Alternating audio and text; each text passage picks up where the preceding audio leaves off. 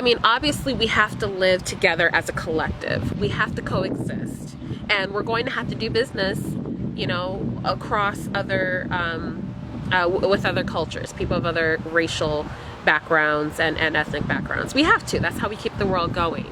But what I have noticed here in the US is that every other race has their own economic infrastructure. Obviously the Europeans or the white people they own pretty much everything. If you look at the Chinese, they have their own banks, they have their own schools, they have their own religious system, they have their own cultural practices, and they have such a tight culture and pride in who they are as a people that they can now kind of level the playing field and market across different industries within different cultures and racial and people of different races. Same with the Hispanics. Here in Arizona, you will find a lot of Mexican-owned small businesses. They take pride in their culture. They have their churches. I believe they may have their own, some financial banks. I'm not sure, but they are building their infrastructure and they know how to circulate the money within their community. It seems as though the African people here, the black people here, do not have an economic infrastructure system that allows us to circulate money within our own community to build and maintain a prosperous community.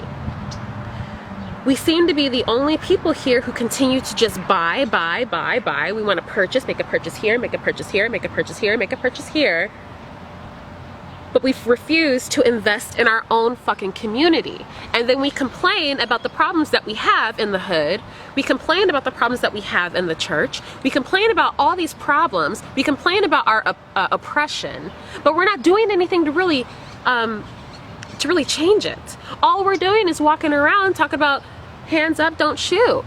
That's what's really led us to this place. That's what's led us to where we are today, constantly complaining and bitching and moaning about our oppression when we are financing our own oppression. Do you understand what I'm saying?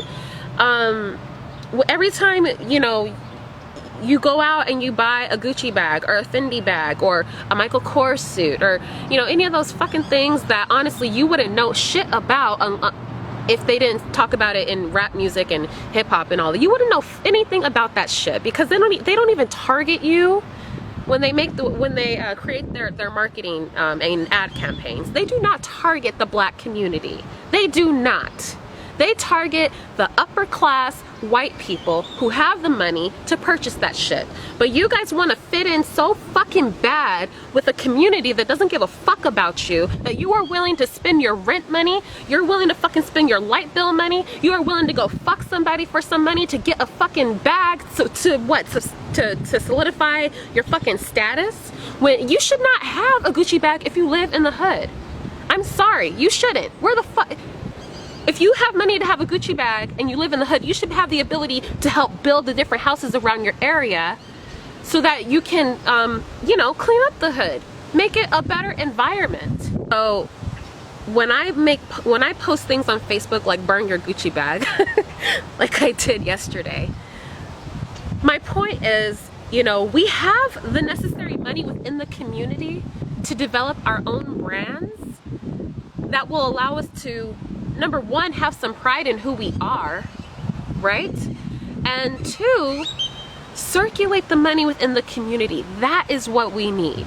We give $13 million to the Christian church every fucking Sunday as a collective. All of the black churches within the country, they give approximately $13 million to the Christian church in tithes and offerings every fucking Sunday. And then for what? Some fucking message of hope? When is the last time your church built a school? When is the last time that they've done anything for you besides tell you to fucking pray for the shit that you want while they're taking your money and they're buying everything they fucking want? How many of you can actually sit up here and justify what Creflo Dollar is doing right now with your dollar? Why are we not fixing the issues here? He operates just like the fucking government. They have no problem with allowing our own cities and neighborhoods to go to shit, but they'll give money elsewhere. Money. They're not putting any of that money into your community, and you fucking know it. You know it. How many churches have had a building fund for fucking 10 to 15 years and you never saw one fucking improvement in the building that they're in right now, or a purchase of a new building? All the money that they bring in, they have the ability to change our situation here in America. They have the ability to, but they choose not to. So you need to sit there, you need to fucking ask yourself why.